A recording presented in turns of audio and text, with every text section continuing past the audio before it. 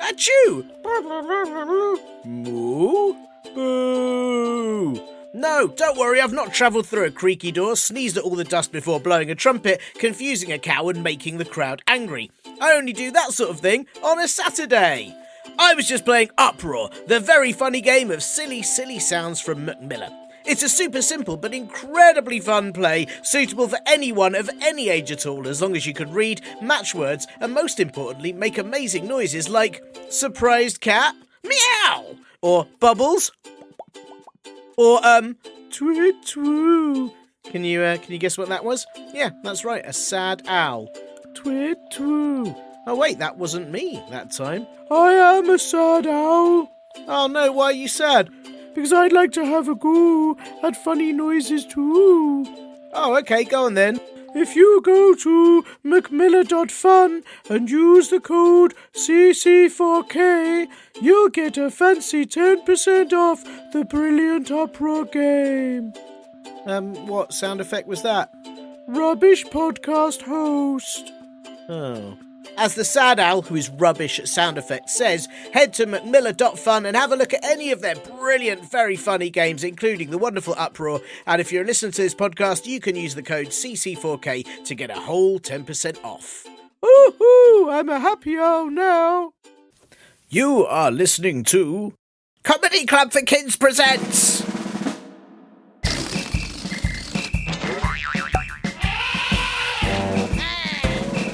Radio Nonsense, Radio Nonsense, Radio Nonsense, Radio Nonsense, Radio Nonsense.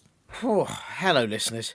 Oh, welcome to Radio Nonsense, the official, oh my goodness, Comedy Club for Kids podcast, suitable for all ages from to had everything in bit. No, look, I don't even have the energy to finish that sentence, right? Here in the UK, where our Comedy Club for Kids HQ is, we are currently having a heat wave this week, and it is too hot to do anything at all. I've partly melted, and I think I'm going to have to be collected in a bucket later today and then put in the fridge. All the farting animals have passed out from having to do warm farts in such already hot air, and I've scooped them all up and popped them in a cold bath where they're quietly creating bubbles, but they seem a lot happier. The stinky hippos have had to go out on the windowsill, and a few of them have evaporated, which I didn't know hippos did, and I'm not really sure what happens when they evaporate. I'm slightly worried that next time it rains, lots of very, very smelly hippos will land on people. I mean, I can't really do anything about that, so I guess I'll just have to wait and see what happens.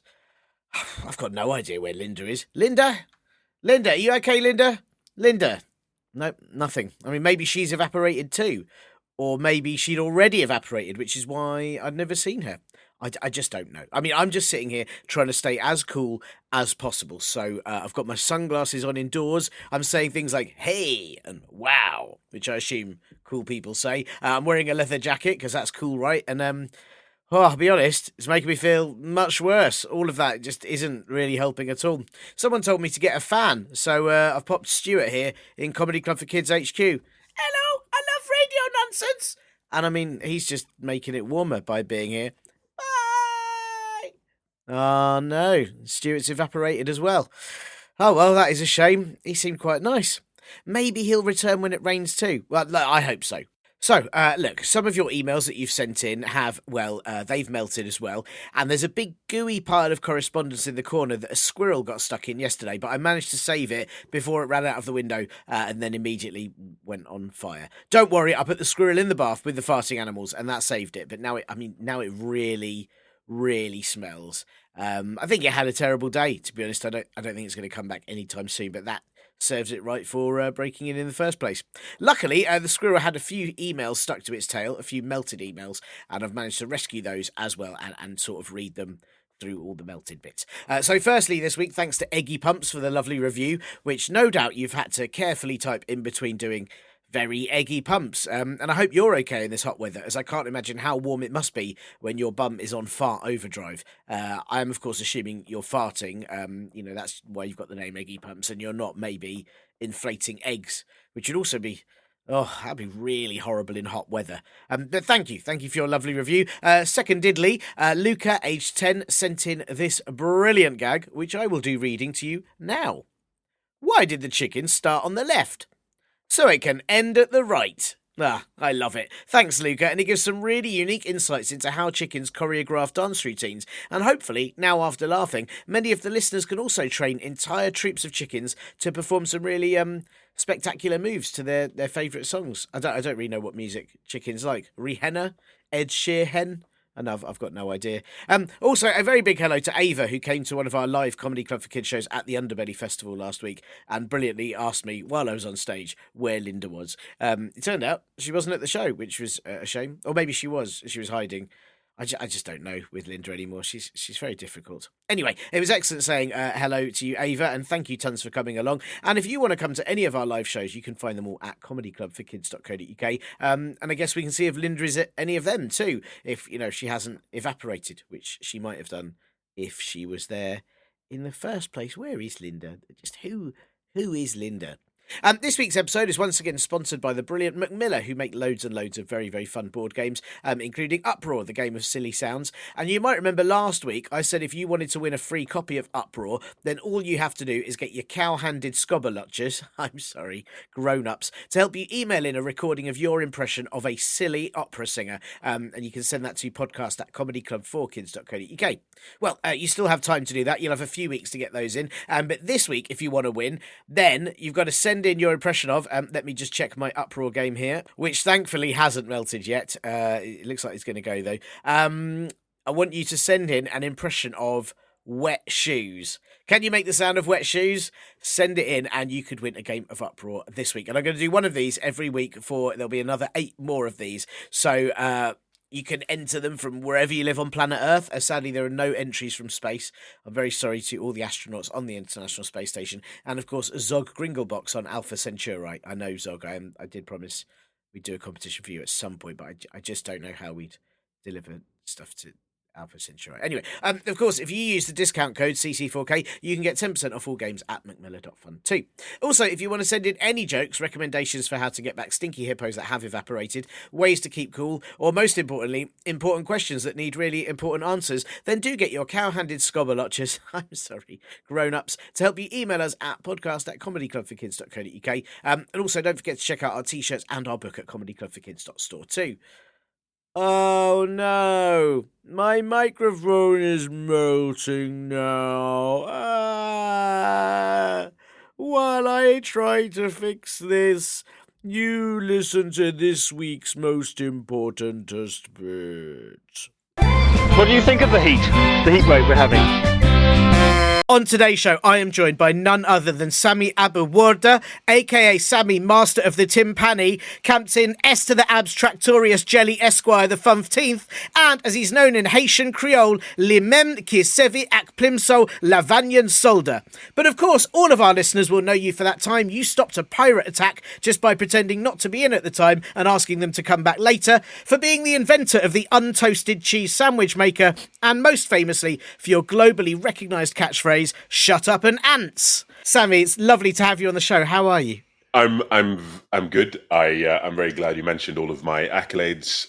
They're all true, and I'm quite proud of every single one of those. And I'm particularly happy you brought the Creole into it. I'm quite impressed with that. I mean, look, I like to do my research for this show because I often, think that you're giving up your time to come here to answer these important questions children have sent in. That the least I can do is make sure everyone knows just the breadth of things that you've done in your experience. I mean, the fact that you're known to the Creole people for your work with Plimsolls it's extensive, the things that you've done out there, but also, I love your catchphrase. I regularly tell people to shut up and ants, and I wouldn't have done that if it wasn't for you. So yeah, it wasn't difficult to come up with that, to be honest. It was just shut up and dance, but without the D, and it's worked really well for me so far, and so I'm quite pleased with that. That's fantastic. Oh, have I been getting it? Because so you just took the D away and thought that's interesting, because I worry I've been misusing it, because I thought it meant that people should, ants as in like ants, the small insects, and I was like, shut up and ants, and hoping people would go and, I don't know, I don't really know what they do with ants when they put them on their hair or they eat. I hope they wouldn't eat them. Have I been giving them the wrong instruction? You've been doing exactly as I intended, Tiernan. Okay. Is to tell people to you put the word out there and they can interpret it the way they want. So wow, there are lots of ways you can ants, as in the verb. You can actually eat ants, not fire ants. Soldier ants are quite meaty. They're quite beefy, actually. I like to just, you see, when I eat ants, I just put a bit of a breadcrumb trail inside my mouth. I lie on the floor on my front and I stick my tongue out about 5 feet away from an ant's nest. And they find their way and they end up crawling directly into my mouth. And I just swallow them whole. And there's a whole line of them. They just follow each other. That's the thing. You get one, you get them all. That's what I like about that is the lack of, like, you don't have to make much effort. You know, sometimes like making a meal and all of that is quite, it takes time, preparation. That you can just lie on the floor and the food comes to you. Yeah, you can have a nap. Yeah, that's lovely. Yeah. And I'd worry, you ever have a nap and then you're like, oh, I've eaten too much. Oh, the number of times that's happened to me. Oh my God. Yeah. Too many ants. Sometimes other insects get involved as well. And that can be a pretty wild ride. Yeah, I once ate a few miniature frogs by mistake. Oh no! I saw some visions, but they were good visions.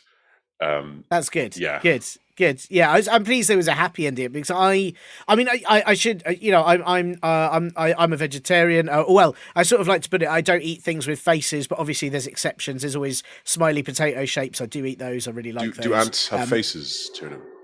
Yeah, well, this is what I was going to say, because worms, I don't think worms have faces, but I don't really eat worms. But I don't know if ants have faces, because ants have got little eyes and antennae, haven't they? So I don't know if I should. What's a face to you? What constitutes a face? That is a very good question. I'd have thought, some sort of features. You don't have to have all the features, but I'd just say some sort of facial feature, either like eyes, nose, mouth, some combination. So if it was just a nose, would that creature have a face to you? Do you know what? I don't know if it would, because it would just be like a big nose, wouldn't it? Then they'd just be a nose. So you'd eat it? Probably, yeah. I mean, maybe. It depends on what it tasted like. Good point. Yeah. Could taste horrible. Yeah. And also because also like how you collect it, because if you have to go and pick your nose, I wouldn't want to do that. That's already horrible. If you go to a nose farm, you have to pick your nose, and I'm like, well, that's already disgusting. So I'm not going to just eat a nose, or just No, I see that. Yeah. So you would eat it in principle, but you wouldn't eat it because it's probably going to taste horrible. Yeah, I think that's the way. I think that makes sense. I mean, I'm a bit, like I said, there's exceptions to every rule, aren't there? I think. Is there a rule? Is there an exception to the rule? There's an exception to the rule. Maybe there's a rule that there isn't. That's a rule, isn't it? That there's an exception. I'd never. It's rule exception inception is what you're talking about. Oh, got very complicated very quickly. All of this, I wasn't expecting this, but I mean, I should have expected this sort of deep insight of conversation from you, considering everything that you've done. And I'm already impressed by your ant-eating behaviour. Just because I wouldn't partake it doesn't mean I can't be impressed by it. That's true. I'm impressed by gymnastics, and I can't do it. Yeah, me either. What would be the bit that you'd like to do most with gymnastics? Oh, definitely the flip. I want to do a flip without any help, without any bouncy help or sort of swinging help. You know what I'm saying? On the floor. Yeah. The hard but soft floor. You jump and you do at least one flip and then you land on both your feet and you walk away as though nothing happened. Yes, I would like to. I think I'd travel a lot of places by flipping. I'd regularly just walk down the street and sort of throw in a few. Like, that's what I don't understand is you don't see people. I'm assuming there are people that can do flips, other than gymnasts. There are break dancers or other sort of, but you don't see people walking down the road just doing a flip. I think footballers do flips quite frequently. I think they do when they celebrate. I've seen them in the clips. I don't watch football, but I think most footballers flip. I think they have to flip before they can play football. And I think there's a requirement for them to travel through flipping a minimum requirement. incredible. Actually, so if you see Messi going down the street, if you're lucky enough to catch him, chances are he'll be flipping continuously down the street from the football club. That's amazing. And I wonder if, like you say, that is because, some of these people are, some of these footballers, particularly very famous, people flock to kind of get their autographs. And maybe by flipping, you can't really give anyone an autograph. You can't, and no one can come near you because it's all legs and hands flying. And, if you try and disturb the footballer, you're going to get kicked in the face. It's not very pleasant for anyone, really. So it's not. It's not. I think it's a win-win. Well, not definitely for the audience, a win-win. But, yeah. It does strike me as a lovely way to get around, though, just to sort of, gentle. Because your feet it wouldn't be as exhausting as walking because your feet are on the ground all the time with walking or running. But if you're flipping, they're in the air half the time. So probably quite relaxing. That's logic. That's pure. I mean, that makes so much sense. And it's, I think once you get into the rhythm, like a freewheeling bicycle, just free, flowing down the street, flip, flip, flip, flip, flip, flip, flip, flip, flip, flip, flip. No one can stop you. It's the dream. It's lovely. It is lovely. Would you, if you could flip, would you also do, because one of the bits I quite like in gymnastics is when they do like all these incredible flips and spins and then they'll suddenly pause, do a little dance, and then they'll do flips and spins. And I always like would you do the little dance in between? Because I feel like that's important. I don't want people to think that I'm doing it for pleasure. So I wouldn't. Sure. I want people to know that I'm doing it for a very serious reason, which is to flip and show that I can flip. And I worry that if I do a little dance, people won't take me seriously. So I'm gonna keep it serious. And if anything, I would do the opposite of dancing. I would probably stay very still and maybe stare into the middle distance, and then just suddenly start flipping again. Wow. I mean, now that you've said that, I'm very sad in gymnastics they don't treat it like that. Actually, in my head, I quite enjoyed the little dance. It was sort of entertainment. But as you say that, there's something that would be really remarkable about these gymnasts just pausing and really getting very deadly serious, maybe even reciting a monologue or doing some taxes or some sort of, something very serious. Absolutely. I don't think they're doing themselves any favors. I think it's the new direction of gymnastics is to almost like a Shakespearean serious tragedy. I want gymnastics to become heart-wrenching, heartbreaking, and sad. I want to question the validity of my existence when I finish watching a gymnastics set. Wow. Yeah. It'd be really powerful. Yeah. It'd be really powerful. I'm sorry, this isn't very light material, but it's the truth. It's important material, and I think many of our listeners would agree. I'm sure many of them do gymnastics at school, and just thinking about how much more important how much more powerful it'd be if they could, use the, what's it called? It's not a, which I can't remember which type of horse it is you have in the gymnastics. It's not a Shetland pony. It's a pommel horse, isn't it? Is it pommel horse? Yeah, you have to be careful. Or an Arabian, but yes, I think there's the pommel and there's the Arabian. Right. But yes, you're right. Yes, that's it. Because I remember that there's one you shouldn't have in the gym because they will just eat things and poo everywhere. That's the Arabian. Right. So so it's the other.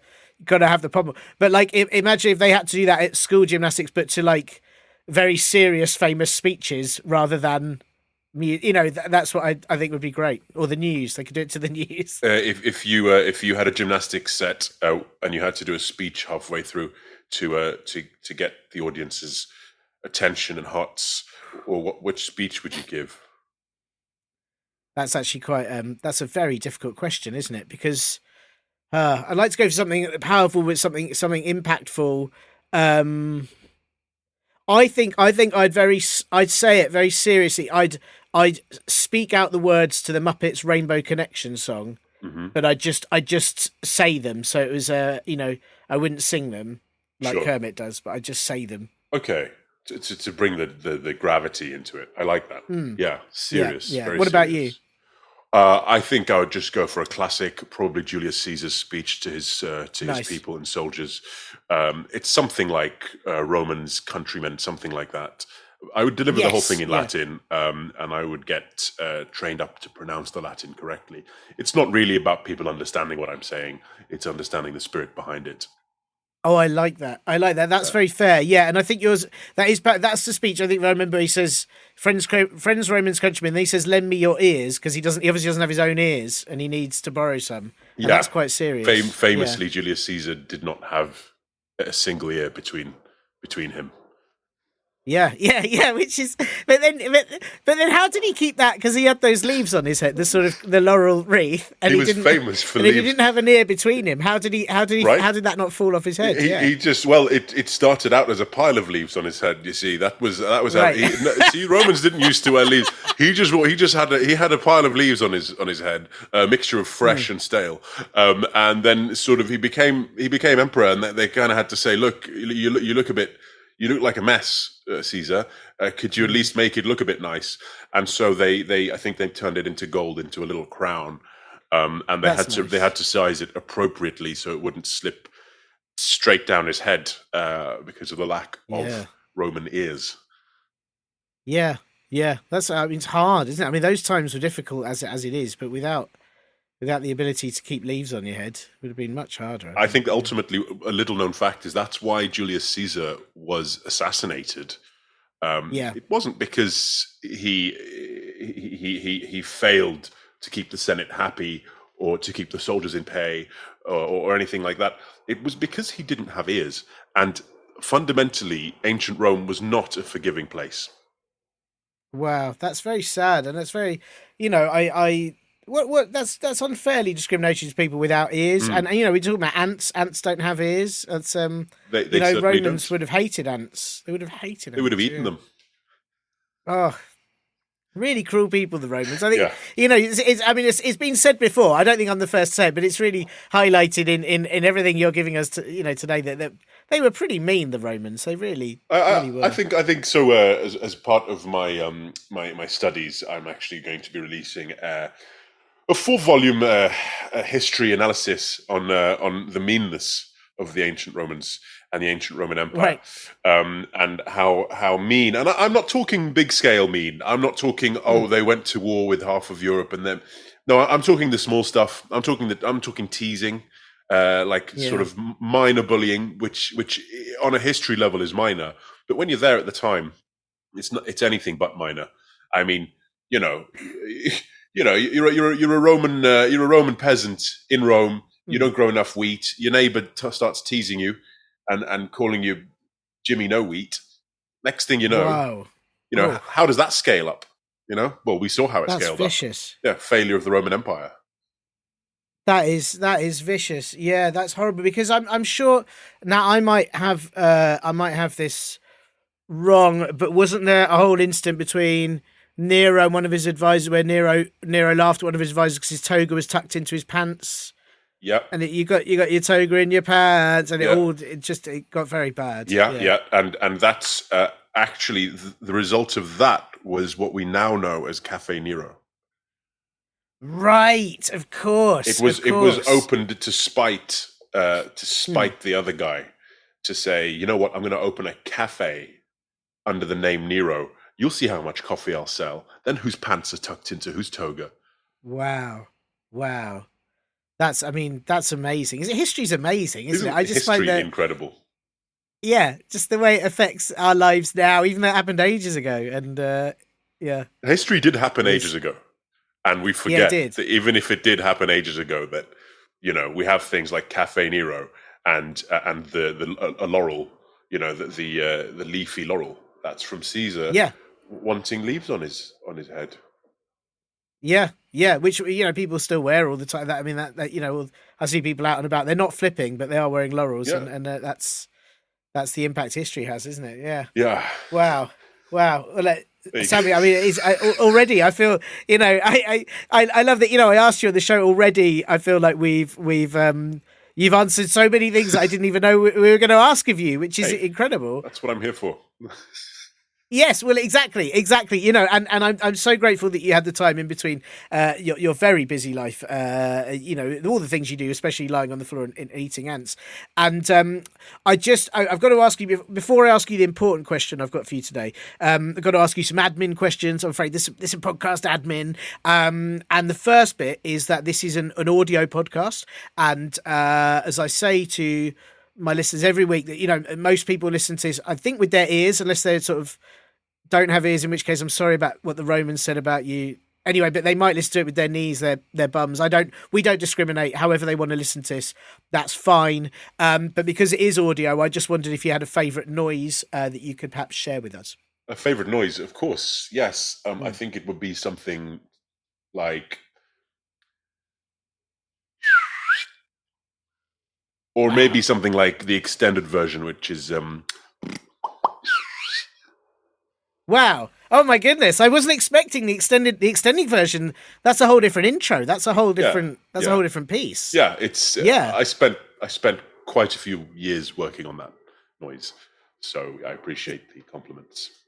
I mean, it is amazing. Can I ask what you would say it represents? Because I don't want to misinterpret it, and you know. Yeah, well, much like putting out the Caesar speech and letting people decide for themselves. It's sort of it's a statement of, it's a question.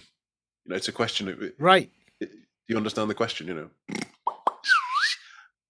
Now you answer. You know, what's your answer? Wow. My answer.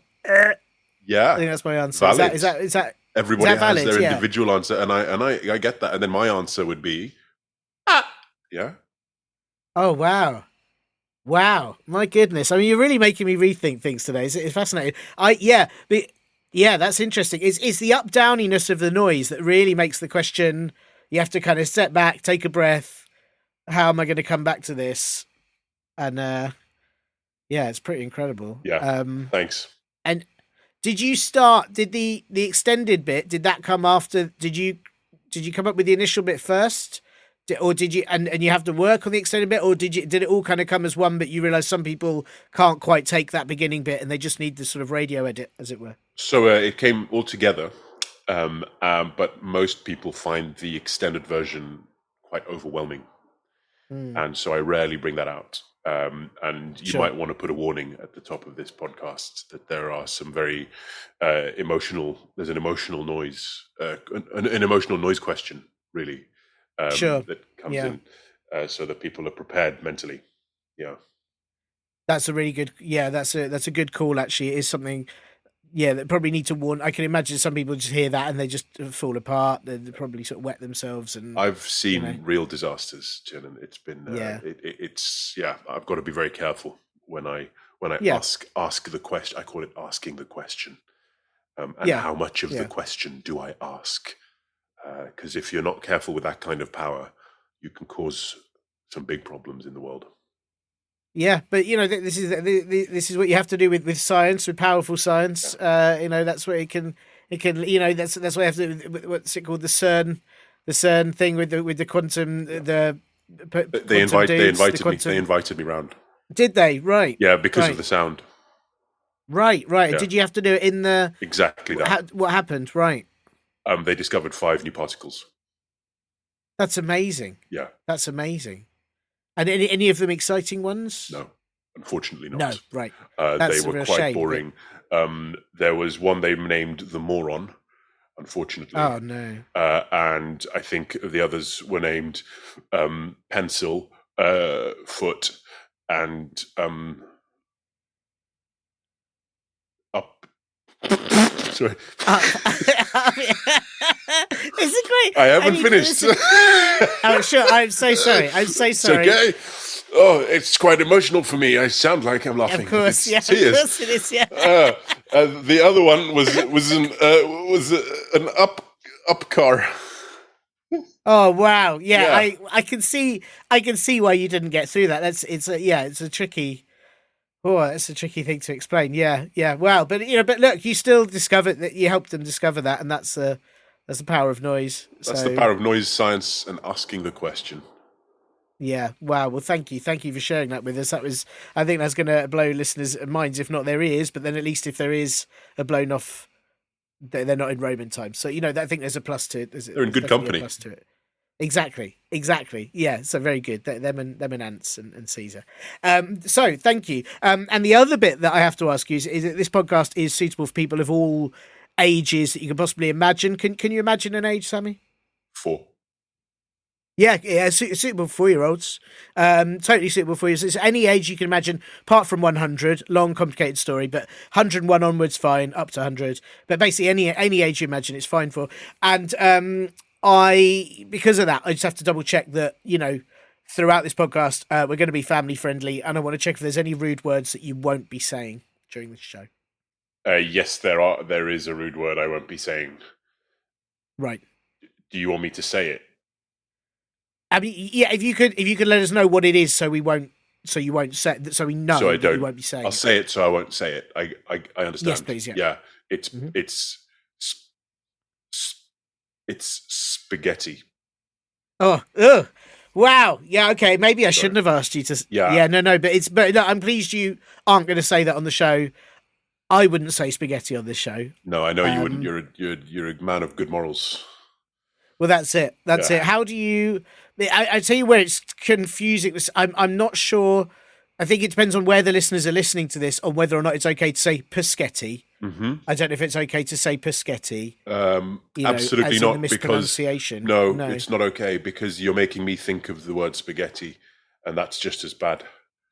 Sure. Yeah. Yeah. Okay. Yeah. That's good point. So you're still doing some. Do you see what I mean? Even though I'm the one thinking of it, yeah. it's involuntary in my brain. No, that's fair. I mean, it's to be fair, it's not something I would have said on this show before, but I wanted to see, I just wanted to see if there was any leeway, just in case you needed to say spaghetti, but obviously couldn't say spaghetti because we won't say it. No. And therefore, if it was okay to say Peschetti as a way around saying spaghetti, but, that's what I wanted to check. Sure. Yeah. I understand that. There are lots of technicalities in podcast recordings. You've got to be careful what you broadcast. So, yeah. Yeah, absolutely. And as I said, people listen to this all around the world, and obviously in some countries, not only is spaghetti an awful word, but it's illegal. It's illegal to have spaghetti, I believe, in Iceland, probably. Yeah. Certain places due to the spaghetti wars of 1403, and so there's brutal. I've got to be careful. You've got to be very careful. Yeah. So I appreciate you not saying it. Spaghetti was once a lethal weapon. Not the spaghetti we know Yeah. today, but they would get very big, fat tubes of spaghetti and sharpen them into all sorts of swords and axes and arrows. And actually, this is a secret, Tiernan, but I happen to know that the nuclear bomb was made from spaghetti. Oh my goodness! Wow, is that right? Wow. That's 100%. Which bit? This sort of true. casing, or all of it? Is all of it made? Actually, it was every little bit of machinery, every cog. They didn't even need uranium. Spaghetti was strong enough. Wow, my goodness. I mean, it's interesting because one of these bits of history that I think a lot of people don't realise is that before the kettle, before people could boil water, spaghetti was dangerous. And then they made a kettle and it was just peace everywhere, wasn't it? Because suddenly spaghetti became just floppy and not very dangerous.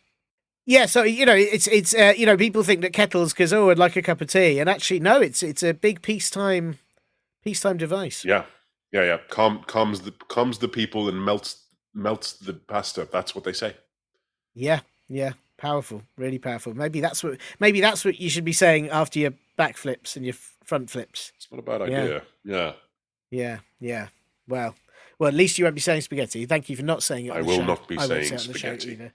And I really appreciate that. Now, listen, the reason I have got you on the show, the reason that, I'm so grateful that you're able to come and do this. We've had a question. This has been sent in from Linda. So it's Linda with a question mark. And you may not sort of know this, Sami, but there is a Linda associated with this podcast who never actually appears. And listeners might be thinking, is it that Linda? It's not that Linda, because she doesn't write her name with a question mark, although she doesn't write her name at all, because I'm not sure she exists. It's very complicated. But this is from Linda with a question mark. Linda, who says she's aged farting dodo emoji, which I'm not sure how you age through the emoji systems. Wow.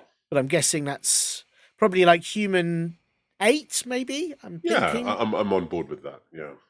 Yeah, possibly. It's hard to tell. Again, different people have different ways of kind of gauging time, and if you are, you work out your age in emojis. I don't know. Could Linda be a dodo? She could be a dodo. Yeah. Sorry, Linda with a question mark. Sorry. So yeah, Linda. Linda. Yeah. She Could she could be a Linda dodo. be a dodo? Linda. Linda. Yeah, it depends on how you want to. Linda? I don't want to get the pronunciation wrong. You know, I got your surname wrong again at the top of this show, despite No, asking you before how to say you it. said it very Is well. it- I was very pleased. Very happy. Well, I'm pleased. I did try, but you know, it's the same with this. With Linda, I want to say it right, and I don't know where we want to emphasise the question. Linda. Linda. Linda? It could be a Linda? I think it's like Linda? Like Linda's just Yeah. walked in. You haven't seen her in either 2 weeks or 10 years, something like that. Linda? Hmm. It's Oh, that's nice. Linda? Is that you? Linda? Maybe that's That's it. lovely. I'm Yeah. just spitballing here. Yeah, but it's great. It's great, and I think you're right. There's a lovely sort of sense of surprise and curiosity about that, Linda, and I which works because you know she sent in a question. You know, whatever age farting dodo emoji actually is, maybe she's a dodo, maybe she's a farting. I don't know. I strongly suspect Linda is a farting dodo. Right. And that's just Right. code for just to say, look, I'm a farting dodo. Don't ask me about it. Can you just focus on the question? Sure. But now Yeah. I'm focusing on it, on the farting dodo aspect. So it's probably not what Linda wants. No, that's fair, and you know they are supposedly extinct, so the ones that are hiding out and around probably don't want anyone to know they're They don't there. want to know because for we're their going to own eat safety. them. We're going to eat them. Are we? That's I how won't. they. Oh, sorry. I would. You would eat them. I Right, would. sure, I would eat sure. it. Yeah. I'm sorry. Yeah. Right. But Okay. Well, if- well, yeah. well, Linda. Just Sammy's very kindly going to answer your question, but if you see him around, I would avoid him. You know, just Yeah. for your own Yeah. safety. Yeah. Yeah. I mean, they definitely had faces, dodos. So I would. They had faces. That's what I'm saying. Yeah. So. yeah. Yeah. Right. Well, Linda has asked. I think this is right up your street. This is why I try and give the guests questions that I know that they've got expertise in. And this question is, I think, you know, I know that you're good on this. What are your favourite chip flavours? Mine is flying lamppost. Mm-hmm. Yeah. Yeah. Yes. Very, very good question, Linda. I think this makes a lot of sense, first of all, because as a dodo, Linda would want to access one of the most common foods there is, one of the most calorie dense to ensure Linda's survival, and chips are that very thing. And as we know, chips in the British sense, fried potato rectangles? No, they're not rectangles. Sort of lumps. Or like Oh, they're like like I was going to say wedges, but those are wedges, so that's not. Yeah, so they're sort of what shape is a chip? blocks. I can't block. It's Long blocks. a block. Long a potato long- long blocks. Yeah, a long block, like a sort of a big, a wide rectangle. I don't know. It's Yeah, potato wide rectangle long blocks, as they're known. yeah. Technically. I think that's what they say in the Yeah, potato wide rectangle long blocks. Anyway, chips in the British sense are as you know, they come in many different flavors. Flying lamppost being one of them. My question to Linda is, Linda, what about the flying lamppost flavor do you like? Because is it the sensation that the flying lamppost has hit you in the face? It's smashed you. It's kind of hit you in the face, and you're kind of getting taste of metal. Some of it's kind of going in your mouth. You're getting a bit of metal, bit of paint, bit of plastic. If it's still hooked up to electricity, maybe a slight spark there. And that's the intensity that you like? Or is it more, because we know that the flying lamppost flavor works on many levels. There's the literal level, and there's sort of idiomatic philosophical level of, the chaos of the world. How chaotic and absurd is the world we live in, such that we get hit in the face by a flying lamppost. And that is, in fact, locked into the flavor, into the powdering of the flying lamppost flavor. So I'd be curious to know what Linda likes about the flying lamppost flavor. But I will answer her question. She's asking me what's my favorite chip flavor. Is that right? Yes, that is right. Yep, yep. I would have to go piri piri. Oh, nice. I wasn't expecting that, and I think that's a very good call. Most people don't expect that. Yeah.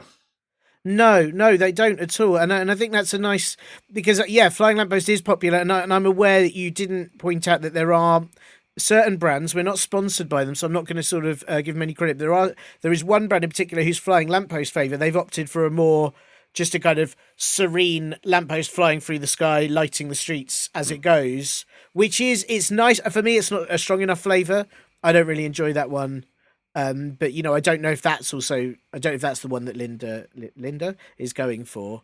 Yeah, I know the one you're talking about. There's as you say, we're not allowed to mention supermarkets or brands, but the co-op, you can bleep that out. The co-op is the most intense flying lamppost flavor, and yes, to me, it really is, followed a close second by, again, get ready for a bleep, but Tesco.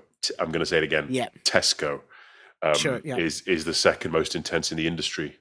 I think bottom of the list would be. I'm going to leave a pause here for you to do the bleeping. Bottom of the list, surprisingly, Waitrose. I'm going to say that again. Waitrose. Bottom of the list. Yeah. I mean, I agree. Probably the most expensive and yet least flavoursome. I mean, it's anyway. I could get in trouble for saying something like that on this podcast, which I know the head of Waitrose listens to and thoroughly enjoys. Yes. Often writes in to say just how informative it is, and they keep saying if they would stock it, they call it an essential podcast. That's what they keep saying. But anyway, I can't big them up because is that a compliment? I don't know. Is Waitrose Essentials? Isn't that basic range? Yeah, that's their cheaper range. Yeah, so actually, that's quite an insult. Yeah, sorry. Yeah, no, in fact, definitely. Yeah. Anyway, no, you're right. Their flying lamppost flavours are awful. Yeah. Well, it's. Look, well, that's what you get, Mr. Waitrose, for your rude comments. I wonder because I'm quite picky with favourite chip. You've gone for peri peri, which is a very good. That is a very good chip flavour. I quite like just the classic heavily salt and vinegared, but I could also go for haunted turnip. There's times for that. There's times for haunted turnip flavour. But I wondered, because we're also assuming that Linda is going for the block shaped long rectangle chip. That's correct. But I can't remember where dodos were from in the world. Was it Mauritius? Was it somewhere? Maybe they mean chips as in like chips, like how Americans have chips. Oh, I thought you were saying how a dodo would say chips. Is that how a dodo would say chips, or how Americans would say chips? I don't know. Wouldn't it chips, something like that? Probably, yeah. I mean, Linda could maybe send us a recording because Linda's a dodo. Yes. Yes. A farting dodo. I worry what the recording would contain. It would probably contain a lot of farting. Yes. Yeah. That was my concern. Yes. Yeah. If she could say chips over the farting, if Linda can say the word chips loud enough, it'll break through the farting, which is ironic because if the farting is usually doing the breaking through. Yes, yeah, well, yeah. There's a lot. I worry about Linda, but hopefully she's all right with this endless farting. If she is indeed a dodo, there's so many questions already. But this is what my curiosity is: is it chips as in these block-shaped chips, or is it chips as in incorrectly named crisps? This is the question. I don't know. What could we need to know more about Linda to answer this question? It's just so hard. I mean, if it were crisps, what's my favorite crisp flavor? Yeah. I think. Flying lamppost would. My question still stands for Linda, because I want to know what about the flying lamppost. Although, as you know, the flavor profile of a flavor powder on crisps is vastly different to a flavor powder spread on hugely chips. different. Yeah. So there's a whole. I mean, we could go on for literal hours about that. But for me personally, what's my favorite crisp flavor? The genuine, real answer. You might need to bleep this out. Is I'm going to say it twice. The Co-op. It's the Co-op sea salt and Chardonnay vinegar crisps. Wow. It's the brand Co-op. Wow. They That's are a very fancy flavor. They're very fancy, but they I don't know. It's a treat for me. So I get a big bag and I finish it in one sitting. Yeah. And they know what people want, and what people want is intensity and sharpness. We're not here. We're not messing around. I'm not going to the supermarket. When you're angling for a packet of crisps, you're not after a mild sort of gentle. No, you want a culinary slap in the face, and that's exactly what cooperative sea salt and Chardonnay vinegar does. Is that? I don't want to. I'm not being. This is perhaps stepping over the mark here, but I am aware that you're wearing a Co-op t-shirt and a Co-op hat, and you got a little Co-op name badge there, and you've got a big poster on your wall that says, thanks from Co-op. Yeah. Are you being sponsored by Co-op? I'm not actually legally allowed to answer that question. Okay. But let me just say that the cooperative have helped many people all around the world and are a real true force for good in this world. So if you're interested in finding out more, I can send you a link. You just take a little personality quiz, and they'll. They honestly take care of everything. You can progress through the levels. I'm Sigma Alpha at the moment, but I'm hoping to get up to Delta Alpha shortly with access to new materials, new reading materials, more crisps. So that's all I'm going to say. But listen, it was rude of me to ask because it's not something that you have to kind of divulge on a podcast like this. But what I will say is, if there is a system where you move by the ranks of the cooperative, and it's kind of sort of it kind of involves how many crisps you gain, then I may be interested. I think I would join almost anything that said there may be crisps in it for you. Yeah. Were you to put the effort in, and I'm very aware of how dangerous that could be, but I'd happily join almost any crew. Honestly, there is with the Co-op, there is no danger at all. They will take care of everything. They do get a lot of criticism. The word cult has been thrown around, which none of us appreciate because it's just not true. We just really like the Co-op, and it's just something that we now define ourselves as Co-op members, and so I just think it's incredibly unfair, the criticism that we get. But there is absolutely no danger. There's absolutely no downside to becoming a member, and also you should join. And how do you feel about and I'll move away from this very soon because I'm aware that obviously this is getting very personal, and I didn't want to we're here to answer Linda's question. I didn't want to get into your kind of personal affiliations, your personal life. But how do you feel when people mispronounce it and call it the coop?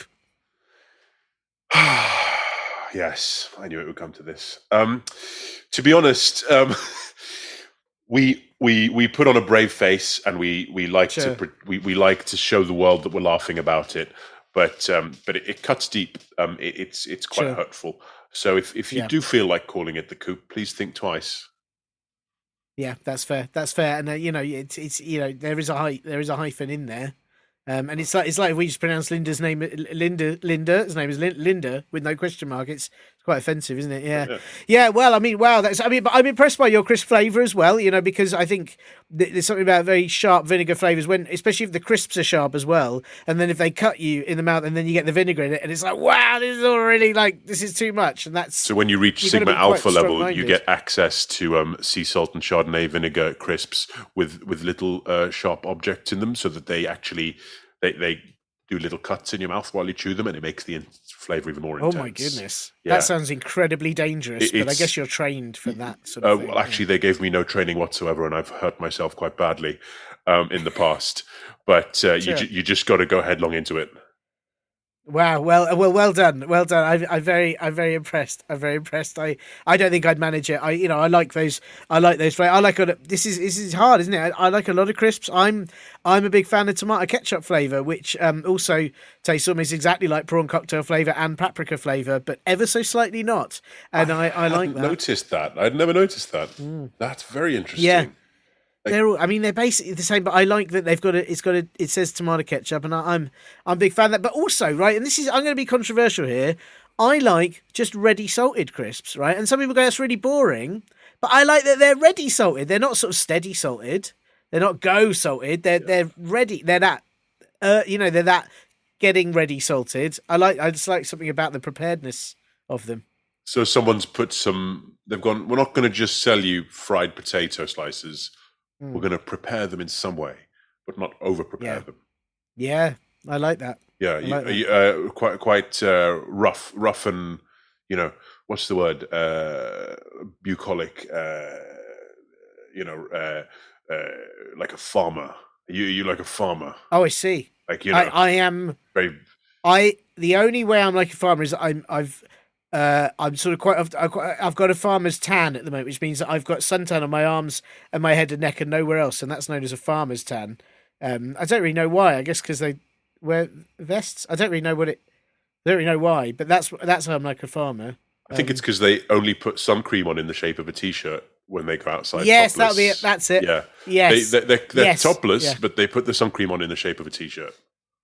That's exactly it. So like a farmer, I am like that, but because I wear a t-shirt, not because I put sun cream on. Yeah. But then you have to go out and wear, if you want to even it out, you have to wear sort of like a balaclava over your face and like long gloves, but then no t-shirt. That's right. It's really complicated, and I don't know how farmers get an all-over tan. Yeah, I think it's very difficult for a farmer to get an all-over tan. Yeah, and more power to them for trying. Absolutely. But sorry, to answer your question, I'm not really that like a farmer. No. Do you like other sort of quite earthy flavors? Like in other foods? Mushrooms. Yeah, quite big fan of mushrooms. Yeah, like mushrooms, and I don't know what other soil. I love eating soil. That's a good one. Yeah. How do you prepare your mushrooms? I sort of often tell them I'm going to eat them, and then I have them, and that's normally enough. Yeah. Do you shout at them, or do you say gently? Yeah. No, I'm quite gently there. Don't worry.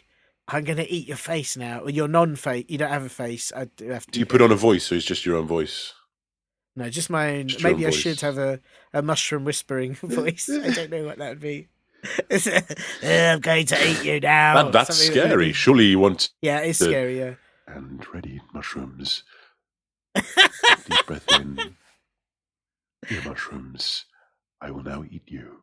Something like... That's very nice. That's very soothing, yeah. Yeah. I would try that, yeah. Yeah. And how do you prepare your soil? I don't. I just like to eat that straight up. Just straight, like crisps, straight. Not shaken, not stirred, no ice, just straight. No. Do you? When you say straight, do you mean straight out of the floor, or do you at least plate it up first? I plate it up. I'm not a Philistine. I'm not. Yeah, you're not. Come on. Come on. Yeah. Let's get real. Yeah, that's right. Okay. That's it. Yeah. So are we talking a bowl or a flat plate? Depends on if it's rained recently or not. If it's very, if it has rained, probably a bowl. Yeah. Otherwise, flat plate's fine. Yeah. You warm it, or do you have it cold?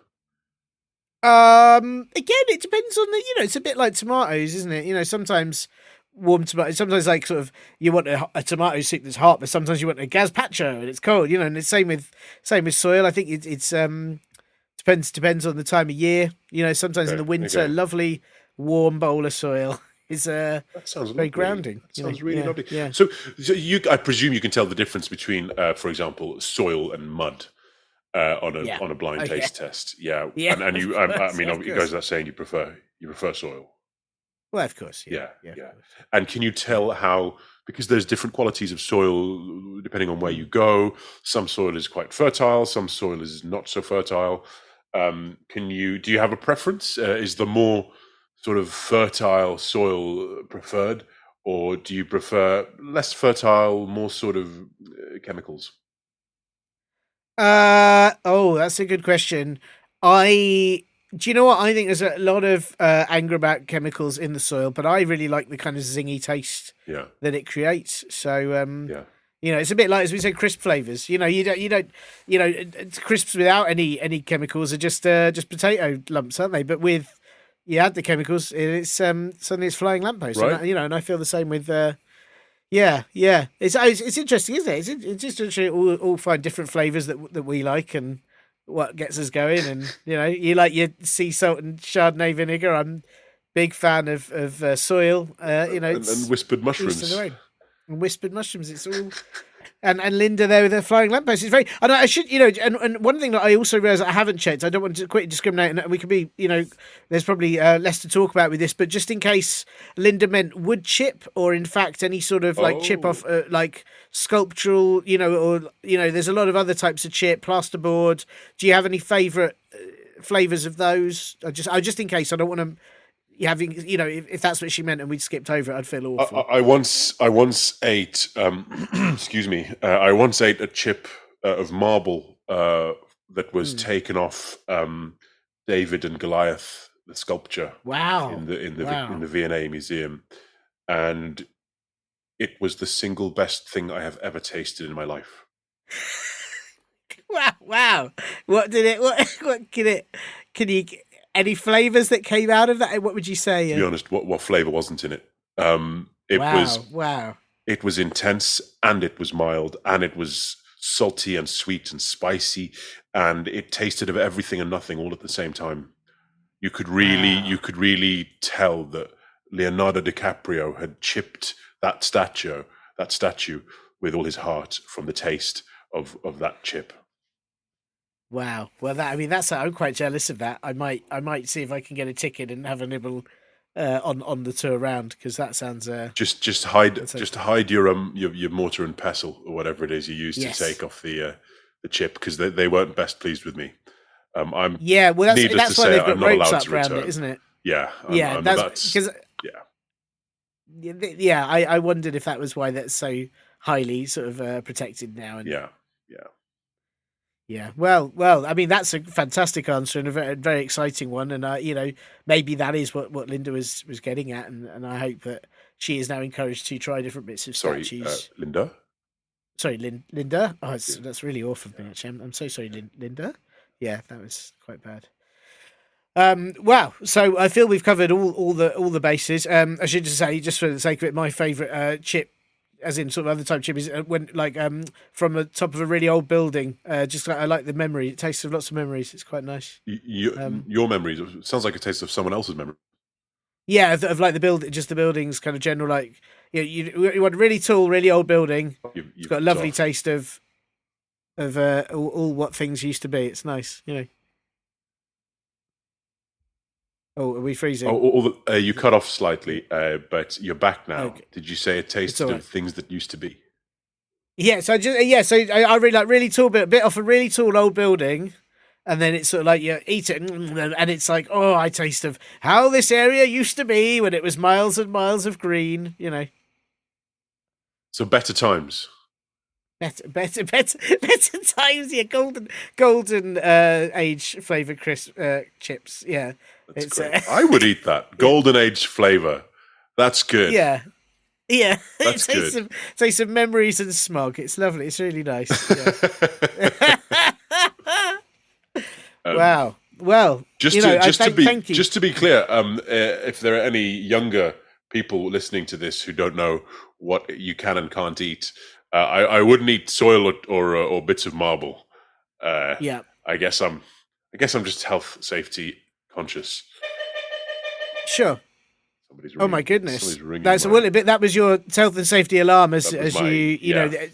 Yeah. You know, you make these announcements, and then you've got to add in the warning so that people know it's serious and not made up. And I appreciate that. So yeah, you are right, and you shouldn't eat those things unless you are professionally trained, like myself or Sammy, to eat them. And that is something you can think about. I believe is it how do you just have to join the cooperative and all it takes is just walk in, say you'd like to join the society, and we'll take care of the rest.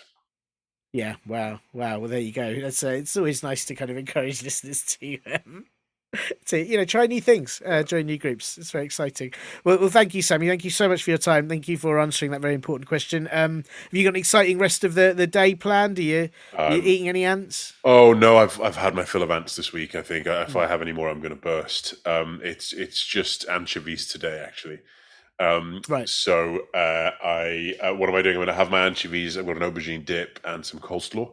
So I'm going to finish that off, and then I'm going to lie down again. I've got a very big week coming up. It's one of those weeks where it's like every day you've got something, all day, kind of like just being alive. That is how days work, isn't it? It's very exhausting. Yeah. Yeah.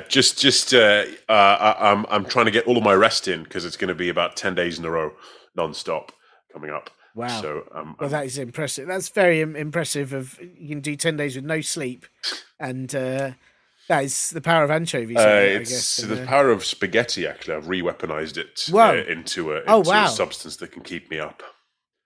That's very impressive. Yeah. Wow. Well, I look forward to a day that can be, obviously people probably won't be able to eat it without training, but I look forward to the day that we can all indulge in useful, renewable spaghetti. Yeah. For a better planet. Great. It's coming soon. Well, thank you tons, and hopefully speak to you soon. Thanks, Tiernan.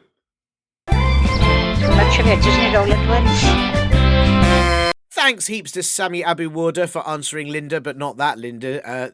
Excellent question. And helping us to explore the very best chip, or indeed crisp flavours, or chips of statue flavours. I hope you're very happy with that answer, Linda. Not that Linda, the other Linda. But if not, do write any complaints in water on a plate and then leave it outside in this heatwave, and I'll never have to read them.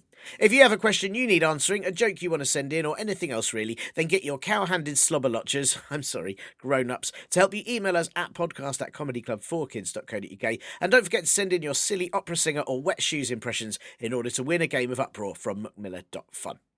Also, check out our live shows and come ask where Linda is at comedyclubforkids.co.uk, and our T's and B's and green peas, just T's, T-shirts and our book at comedyclubforkids.store. Now, I know what you're thinking, listeners, but Tiernan, you said the microphone was melting and now everything sounds normal again. I know, right? But here's the funny thing. The microphone did melt and it sounded terrible. But then it got so warm that I melted as well. And now that means that as I talk into the melted microphone, I sound totally back to normal me. I don't really know how that works. I don't understand it. But hopefully when it cools down, the microphone will go back to normal and I'll go back to normal, just a bit sort of squished and melty, and then everything will be fine. So I'm just going to kind of sit here as a sort of soup person until winter. I'm sure it'll be fine. It's weirdly quite comfortable. Can someone pass me the water, please? Can someone pass me anything? I can't really move. Help! Squelchy, bye! You have been listening to Comedy Club for Kids presents